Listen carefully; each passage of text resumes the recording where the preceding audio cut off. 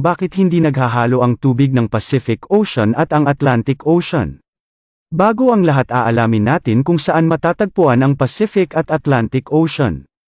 Ito ay Pacific Ocean na matatagpuan sa silangan bahagi ng Asia at kanluran bahagi naman ng Amerika. Ito naman ang Atlantic Ocean na matatagpuan sa pagitan ng Amerika at Africa. Ang pinakadahilan kung bakit hindi naghahalo ang tubig ng mga ito. Dahil magkaiba sila ng katangian taglay.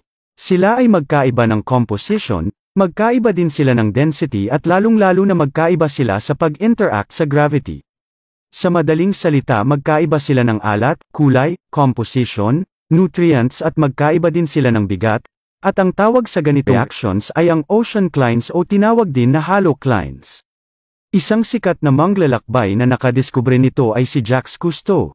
Siya noon ay naglalakbay sa ilalim ng karagatan na mapansin na niya magkaiba ang kulay ng tubig ng dalawang karagatan nito. Kung pag-uusapan ang haloclines ay napakaraming haloclines sa iba't iba pang karagatan o maging tubig tabang pero hindi sila madaling mapansin. Madali lamang ito makita kapag 5 beses na mas maalat ang tubig kumpara sa isa pa.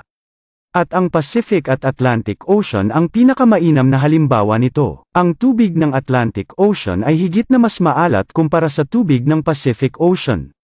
Sa madaling salita, pwede mo itong subukan sa bahay, maglagay ka lang ng tubig alat sa baso at saka mong lagyan ng tubig tabang. Ganito rin ang nangyayari sa ating mga karagatan.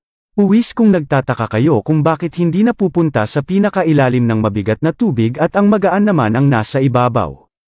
Ito ang itsura ng mga tubig na ito sa ilalim ng hindi tuluyang bumababa sa pinakailalim ng tubig mula sa Atlantic dahil hindi naman sobra magkalayo ang kanilang bigat.